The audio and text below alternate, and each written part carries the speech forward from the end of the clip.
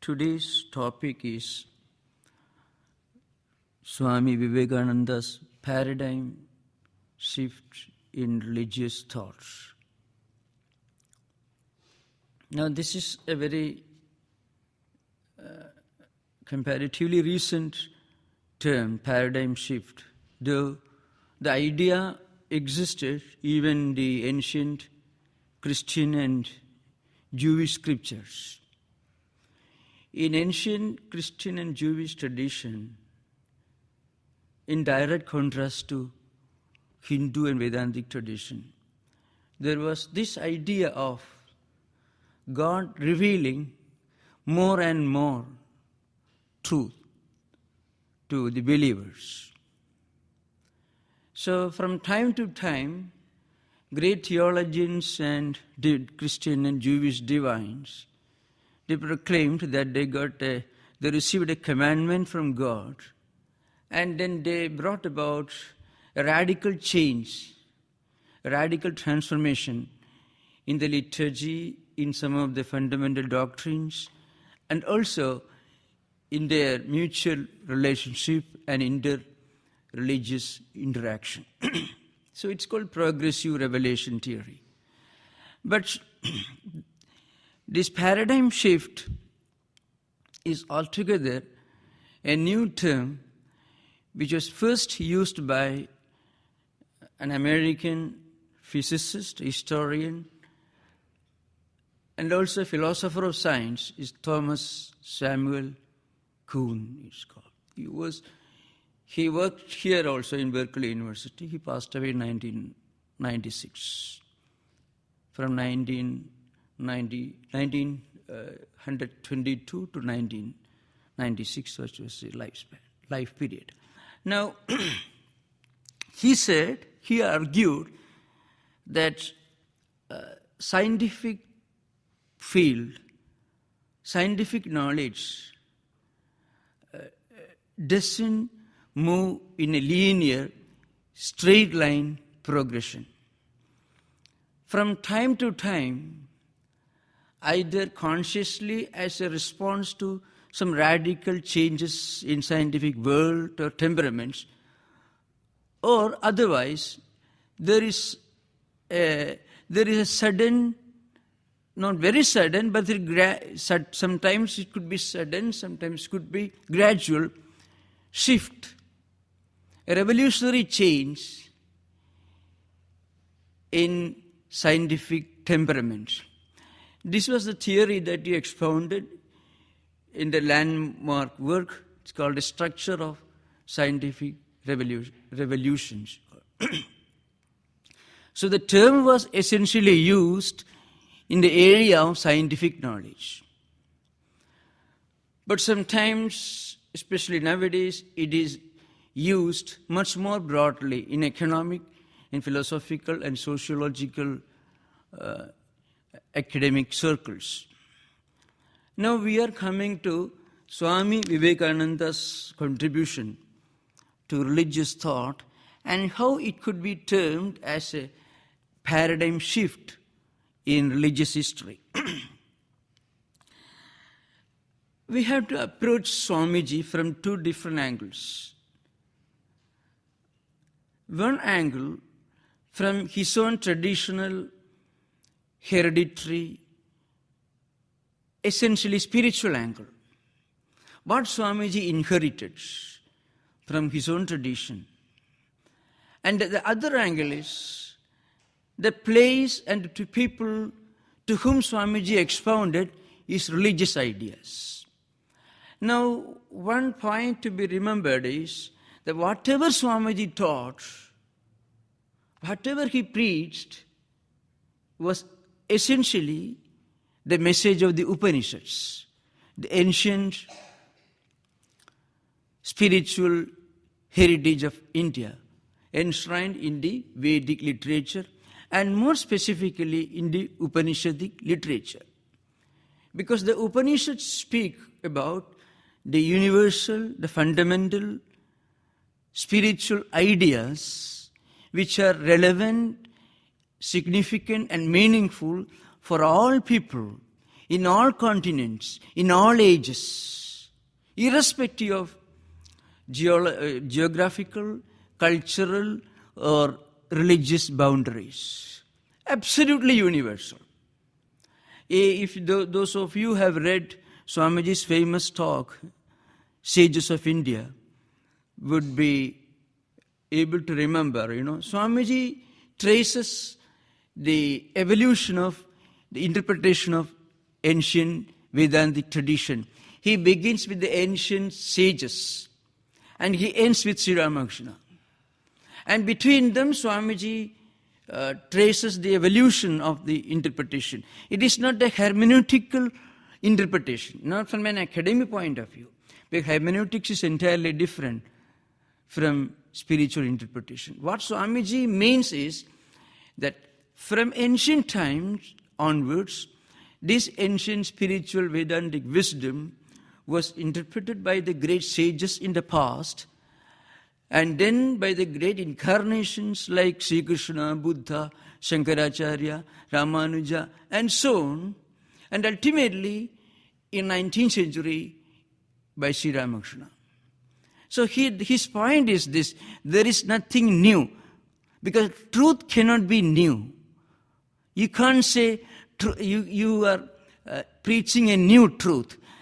Either the man is a liar or what he is preaching is not truth, because truth can never be new. Truth is eternal. So it has neither origin, because there was never a time when truth did not exist, so it cannot come into existence. Because coming into existence or origination means transition from a point of non-existence to a stage where it begins to exist. Truth always existed, so it cannot originate and it cannot perish either. So Swamiji says, this ancient Vedantic wisdom was preached by the ancient sages in the past and was interpreted from time to time, and all the way from maybe 6,000, 7,000 BC onwards, right up to 19th century till Sri Ramakrishna's period. So he said, whatever I taught only the Upanishads. That's what he said. Means the eternal spiritual truth. That's what he taught. Now, this is one angle.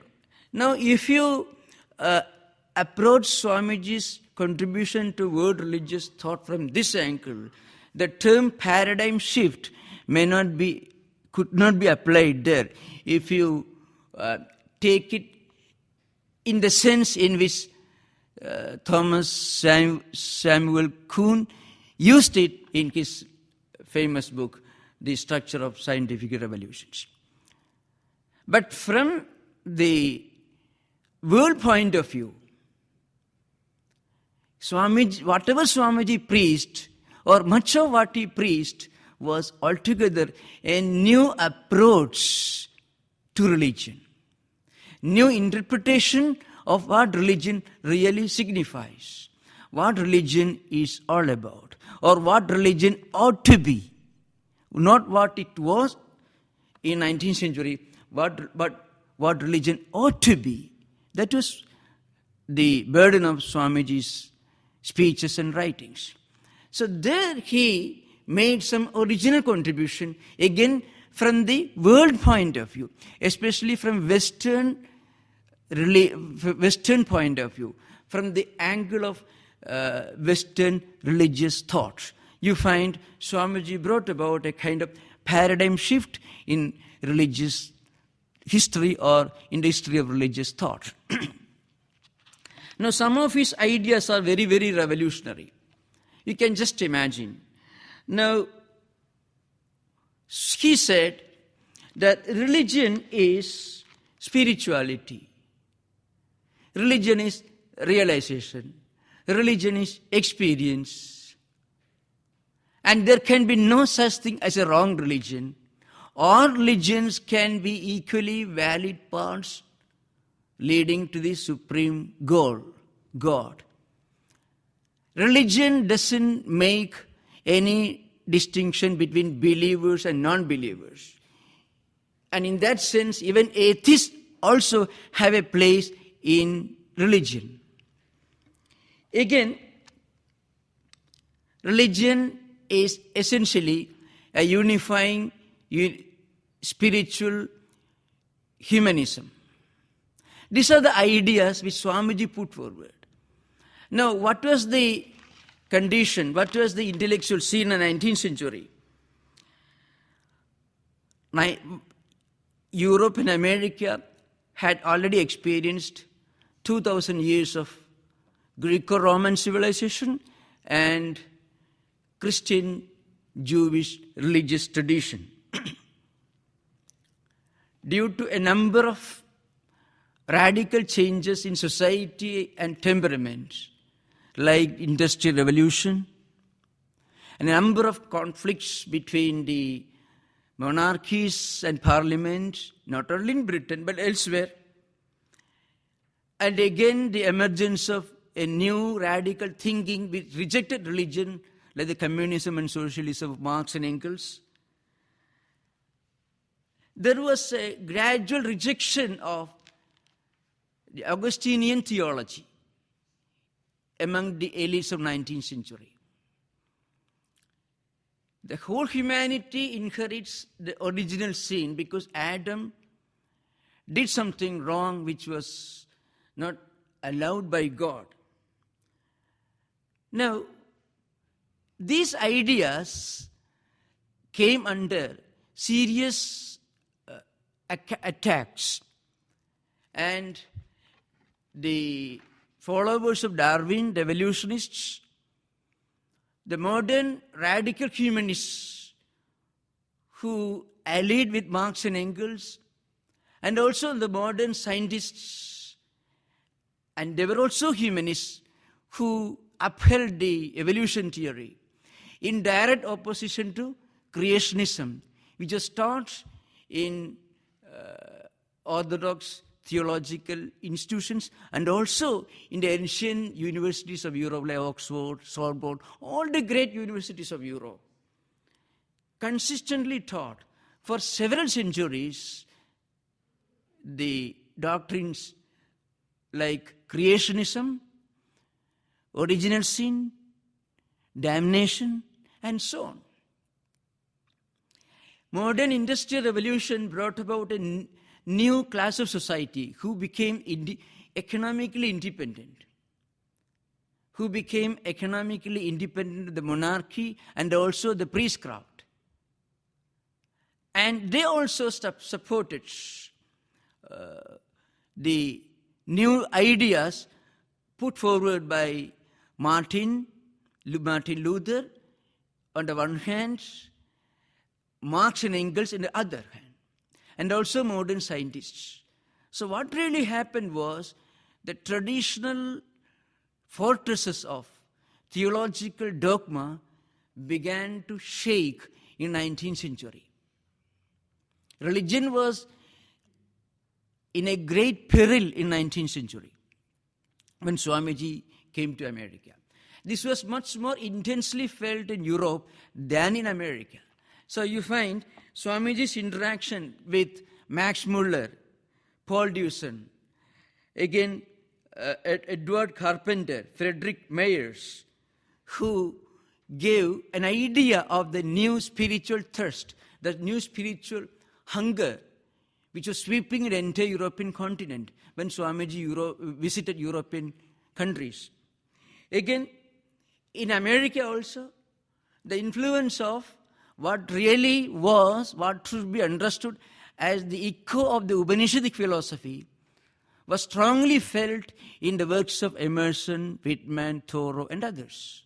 So when Swamiji reached America, the background was always ready, almost ready to accept something which is universal, something which did not support the belief that God created the world in 6 days, something which preached a religious dogma which taught that entire humanity inherited a horrible sin just because the great ancestor Adam committed a sin. So the scene was set not only in Europe but also in America. Of course, it was, as I said earlier, much more intensely felt in European intellectual circles than in America. Because when Swamiji talked to Edward Carpenter, Mayers, and also the great Sanskritists like Deussen, Max Muller, and others, Swamiji felt, and it was a total surprise to me, that these people had already become acquainted with the spiritual ideas that he himself studied sitting at the feet of Sri Ramakrishna, and which he himself struggled hard to learn for 15 years before he became a monk. So it was a sudden revelation to Swamiji. And again, when he came to America, most probably those 6,000 people who stood clapping their hands, appreciating, applauding Swamiji's speech, most probably at least quite a good percentage of them must have been familiar with the works of Thoreau, Emerson, Whitman, and others. So, a new revolutionary interpretation of religion, which was universal, which went beyond books, and this is very important. When I use the word a religion which went beyond books, it has got a great significance. You have to remember that right from Plotinus period onwards, and especially with the period of Augustine, from 5th century AD, independent thought became a taboo in European academic circles. Philosophy practically died in Europe. Theology took its place. Theology began to dominate the entire intellectual scene, which means you had no right to ask a question. Jesus Christ himself taught in parables, simple, which everyone could understand, pure spirituality. These are the essential teachings of all the great saints and sages. But what happened in later centuries, theology built the 4 prison walls of priestcraft, book, a place of worship, and a set of rituals. So God or spirituality became prisoners within the prison walls of these 4 pillars of man-made prison. That means this book contains the whole truth. See what happened when Alexandria was conquered by the Arabs. The whole library was burned. If the books kept in this library contained any truth which is not found in the holy book, then it is not worth preserving. You should burn it. And if it contains the same thing, then these books are absolutely useless, then also you burn it. The whole Alexandrian library was burned. The same thing happened, of course, not in such a horrible way in many places in Europe.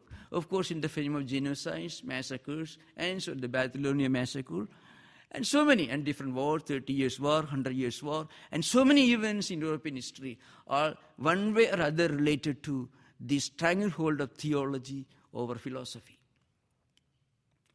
And the echo of a silent revolt against the tyranny of theology came to America as well.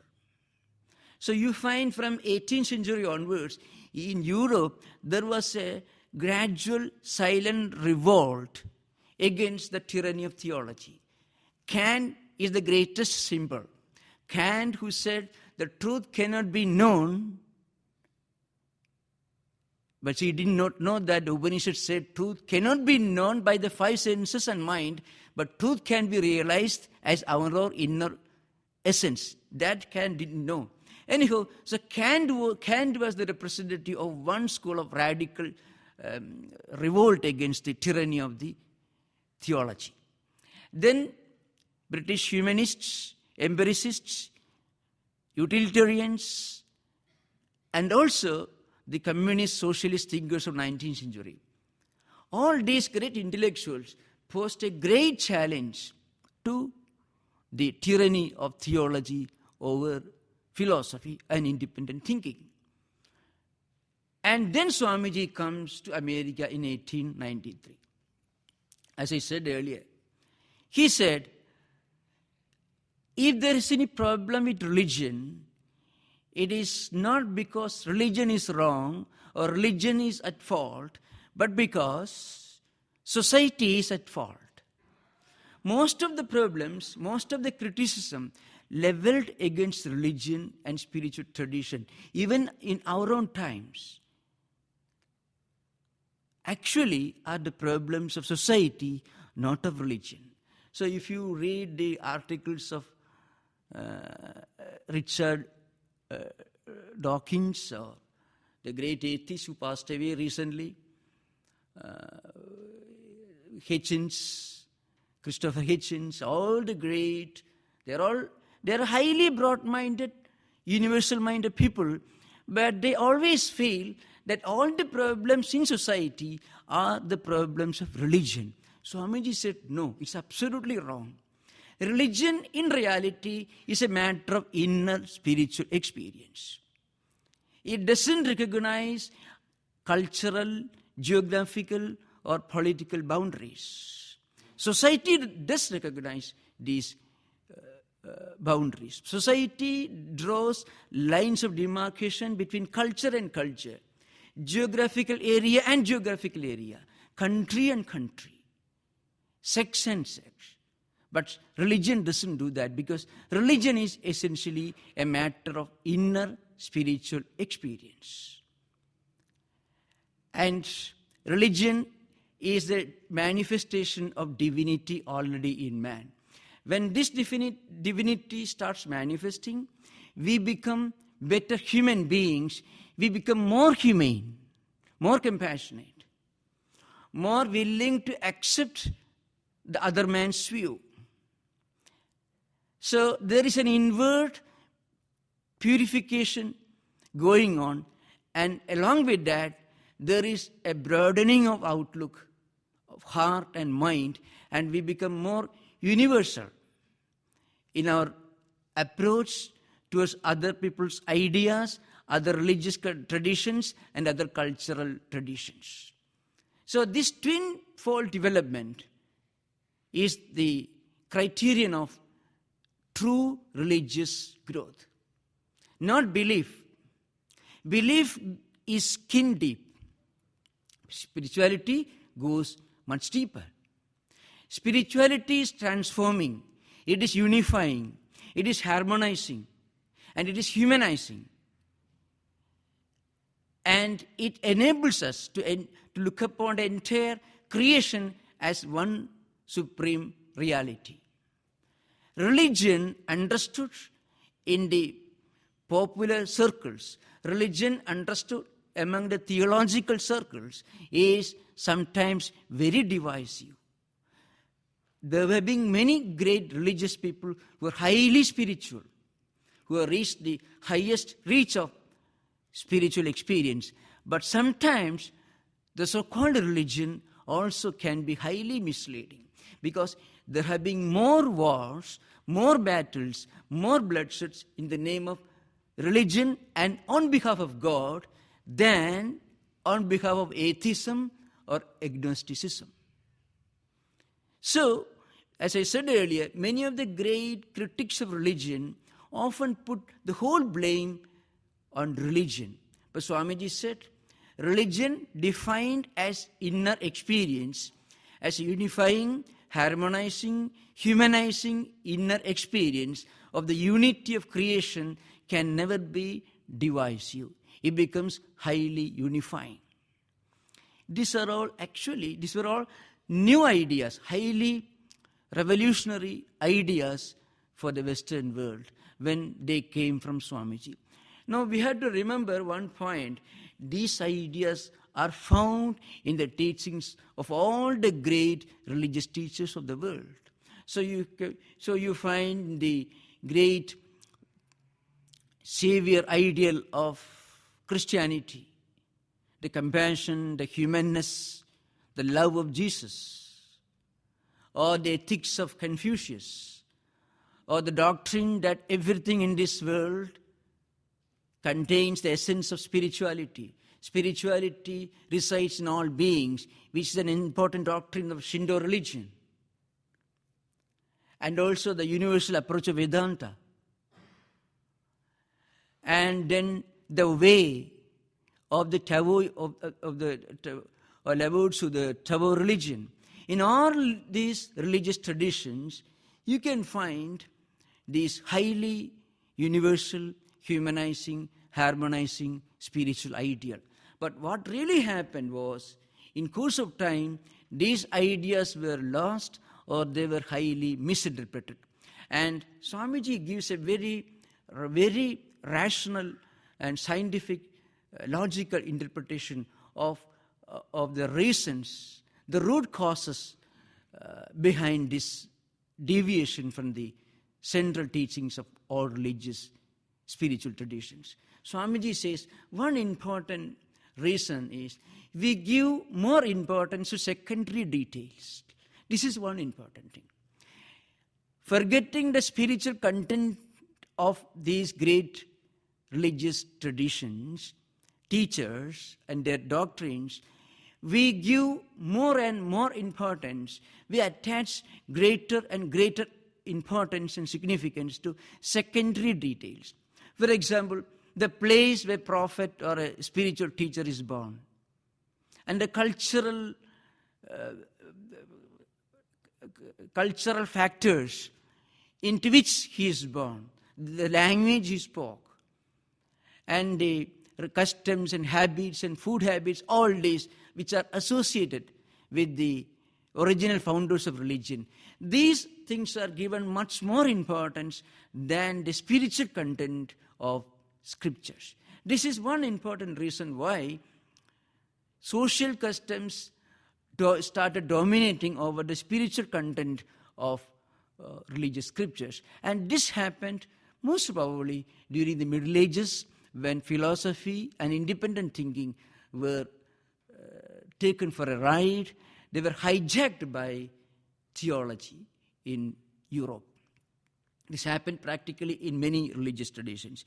In Vedantic or Hindu tradition also this happened. But the main difference is, in Vedantic tradition, from time to time, a great spiritual personality emerges to remind the people you should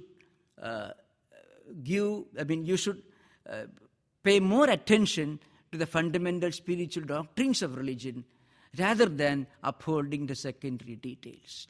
So in many law books of ancient India, Vedantic tradition, you find many verses, many references, many strong emphatic statements which clearly state, give up the secondary details, give up the divisive, theological, dehumanizing aspects which gradually creep into the central body of religious spiritual scriptures, and you revert back, you give much more importance to the spiritual ideas of books.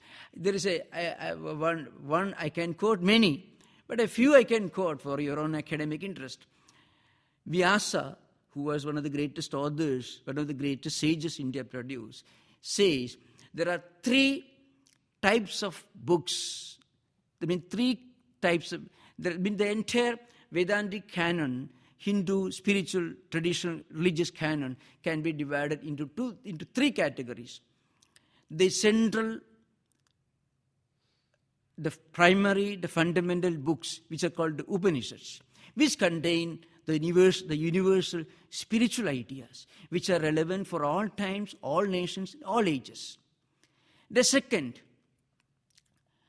are the Smritis, which are called constitutions, law books, which contain ideas which are only of contemporary importance, contemporary relevance, which are not relevant for all times.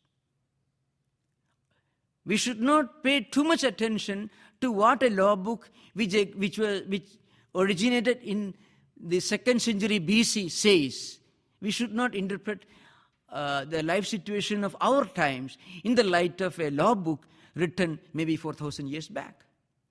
So they are only of contemporary relevance. not eternal relevance. The third book are mythological books, Puranas. Vyasa says, Sridis Buddhi Purananam Virodho Yatra Drishide Tatra Saudam Pramanam Syat Tayo Dvaithe Smrdirvara. Vyasa, in his Vyasa Smriti, says, among these three religious canons, we should discard the secondary works and we should pay attention to what the essential spiritual teachings convey. We should pay attention, we should uphold the teachings of the central, fundamental spiritual books which contain spiritual ideas relevant for all times, all ages, which are universal, which are humanizing in nature, and which are unifying, which are certainly not divisive. This is one main difference. Swamiji refers to this idea in his famous talk, Sages of India. All the great sages that India produced, right from the early Vedic times to our own time, Swamiji follows the trace, the evolution of India's spiritual tradition, and begins with the ancient Vedic times, the period of the rishis and sages of Vedic period, and then he reaches right up to Sri Ramakrishna's period. And he says all these great sages did one great service to Vedantic tradition. They brought forth the best of the past and reinterpreted those spiritual ideas to the need and demands of their own times. What really happened in European context, what really happened, this freedom was not given to interpreters and those who specialized in hermeneutics. So most of those who tried to deviate from the central teachings of the ancient books, from the literal translation, literal meaning, literal interpretations, had to face persecution, rejection, or they were exiled. Scientists, Copernicus, Galileo, and others were persecuted. In India, on the other hand, the great mathematicians like Bhaskara, there were two Bhaskara, Bhaskara 1, Bhaskara 2, Varahamihira. They were physicists and mathematicians who lived in the 5th, 4th, 5th century. Aryabhatta, whose book is still, it was published by Harvard University for the first time, the beginning of 20th century, the ancient mathematical work. So all these great mathematicians like Aryabhatta, Bhaskara, Varahamihira, and all of them were not only not rejected or persecuted, but they were extolled, they were respected, honored as teachers, as Acharya. So Bhaskara, Acharya, Varahamihira, Bhaskara, they were all Acharyas, they were teachers. Because from time to time, great spiritual teachers emerged who reinterpreted the central universal teachings of Upanishads to suit the needs and demands of their own times. So Swamiji, on the other hand, brought to Western world this new revolutionary interpretation of religion. Religion is experience. This is also another important point. He says there are 4 stages in the evolution of every spiritual seeker. He begins at the grossest level, rituals. Rituals can sometimes be mechanical. This is nothing wrong in it, but this is only the beginning that we should understand. After ritual, there is mythology, stories, philosophical justifications of rituals. That is the place of mythology. That's the significance of mythology.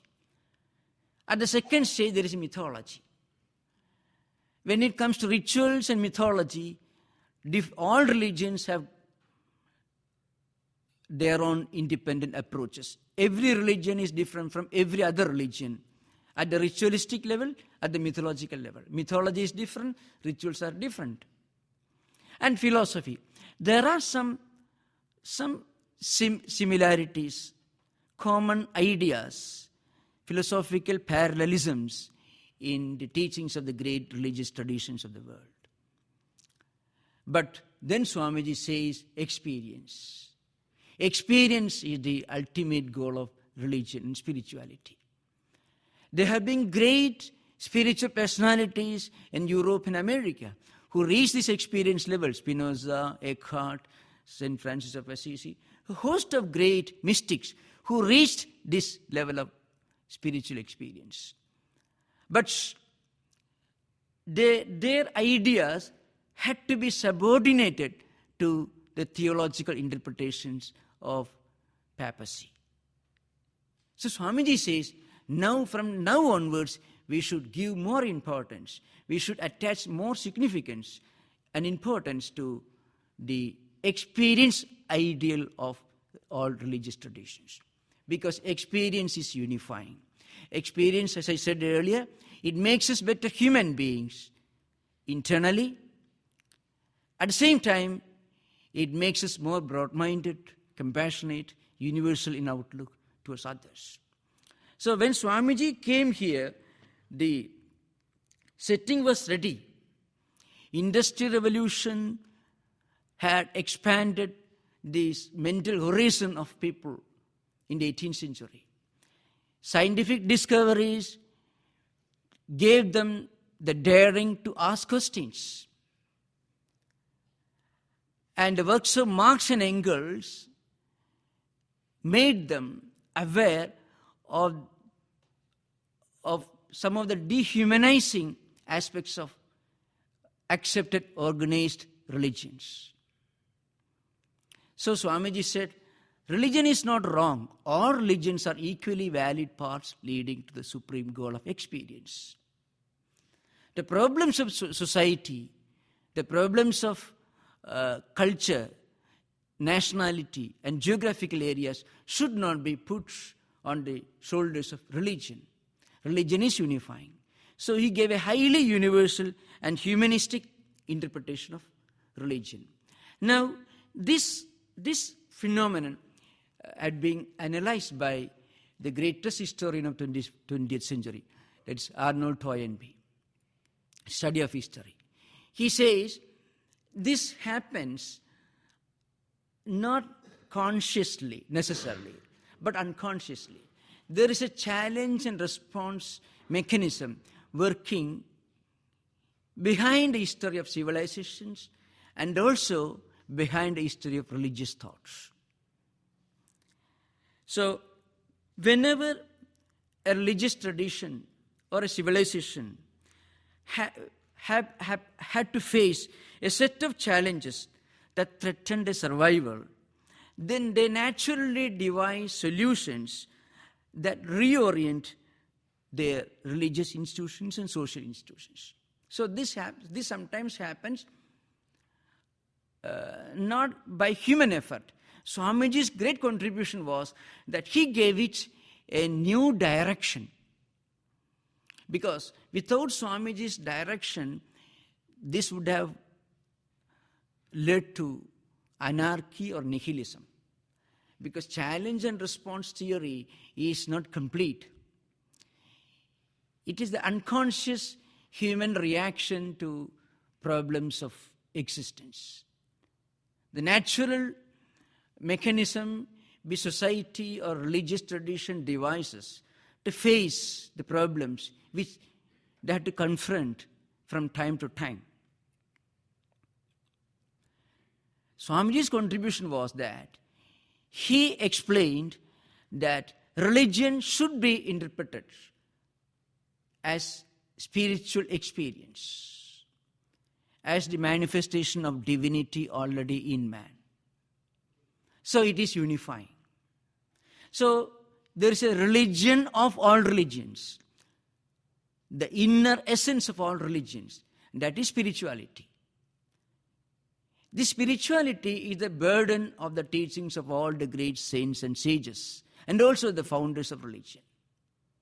As I said earlier, due to social problems, national problems, cultural problems, sometimes there is a gradual deviation from the path of spirituality.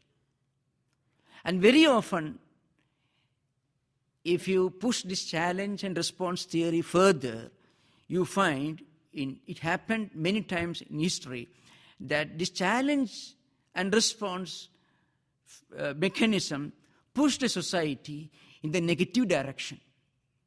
So you find when Swamiji came to America, there were people who were not willing to believe in religion, any kind of religion.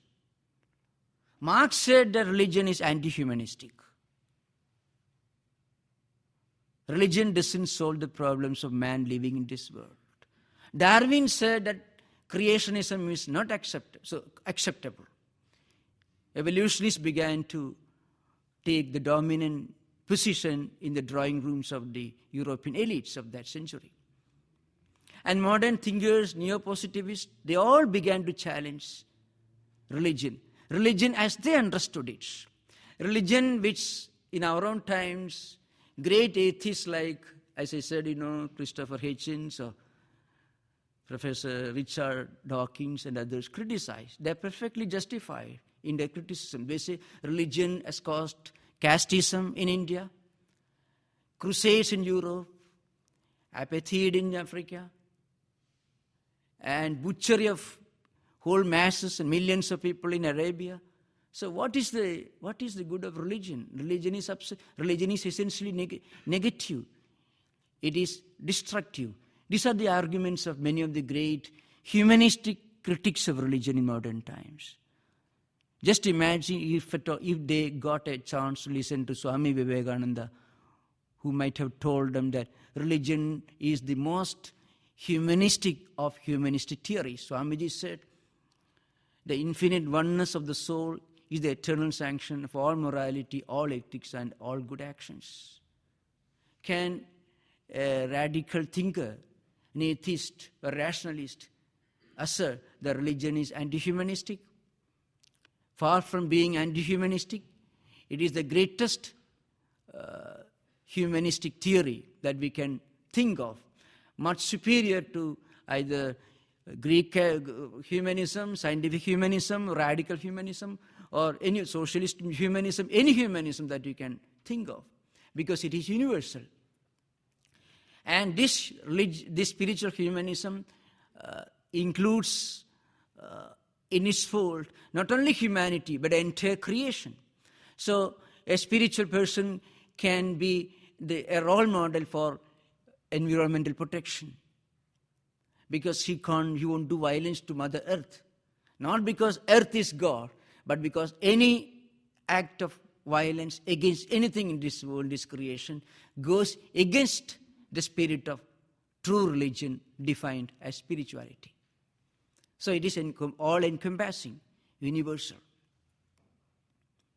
So he said, my goal is to raise humanity to a level where neither Bible, nor Gita, nor any of the scriptures exist. This is the idea which Swamiji put forward more than once. It is not atheism. Swamiji says, all books are right, but there is a stage beyond all books. All holy books are perfectly right in their interpretation. But you can be fully spiritual in the universal sense if you could transcend them, if you could go beyond them. Because when you go beyond books, beyond rituals, beyond the geographical and cultural boundaries, then you can look at all these religious traditions as one great religion, capital letter R, which is spirituality, which is experience, which Swamiji defined as a manifestation of divinity already in man. So he said the greatest act of worship is to serve the man living next door to you. So the whole world becomes a temple. Whole humanity becomes the visible forms of what we call God. Once in one context he said, God whom you call by the wrong word, wrong name, man, because man is God. Not a man as man is God. Rather, every human being is a manifestation of the universal divine consciousness. In this sense, humanity is one with God. So every act becomes an act of worship. the whole universe becomes temple. Humanity itself becomes the deity. So secular merges with the spiritual. Whole life gets spiritualized. This is the new religious doctrine which Swamiji gave to the world. So there's a paradigm shift.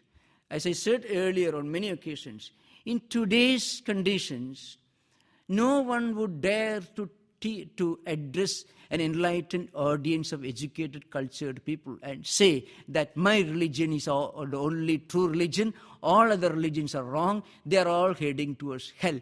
No civilized audience, no civilized educated people will tolerate such a statement. You can't make such a statement. People will just laugh at you.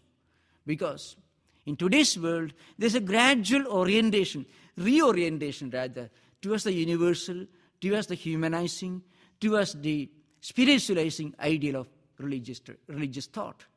It's a gift of Swamiji. That gift we have not yet opened, the box still remains. In many ways, the gift still remains safely within the box. It has to be brought out. But gradually, people are realizing Swamiji is influencing the world not only directly, but indirectly too.